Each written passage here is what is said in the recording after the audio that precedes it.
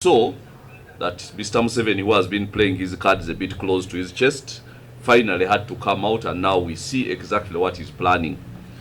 Now, the cabinet changes were significant in that they took away so many members from his son's PLU and somehow deployed them elsewhere in a way that is going to make PLU useless, and of course took the head and made him the Chief of Defense Forces.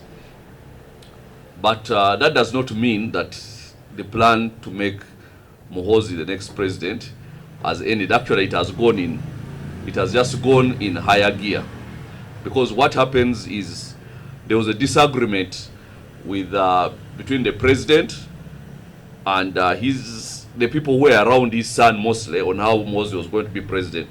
Now, the people who were around his son were convincing him that they can popularize him enough for him to win an election through universal adult suffrage, the way elections have been.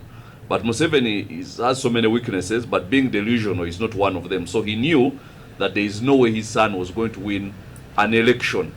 But then he has a better way of making, he has in his mind a better way of making him president. So number one, he took the people who were main, the main protagonists of the PLU movement, Balam and who and the other lady had made them ministers, so that he basically disbanded that. But then now he made the son, who was a presidential advisor for special operations, and was basically idle. He turned him into a CDF after giving the CDF a lot of power before that. So now, that means that Museveni has attempted to insulate himself, to see that his son will be president in two different ways. Number one, if anything happens, for instance, if he dropped dead right now, the idea is the army takes over, and if the army takes over, the CDF is the de facto president.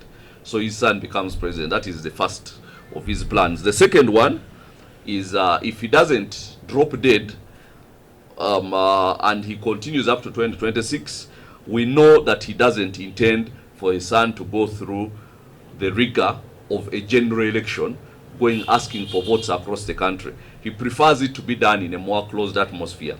And now that atmosphere is definitely going to involve one of two things.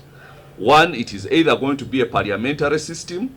Parliamentary system is where people don't vote directly for a president. They vote for members of parliament in different parties, and the party which has the most number of members of parliament gets the president, but usually the prime minister. That is one way he would want to do it. The second way is if actually the president is elected in parliament.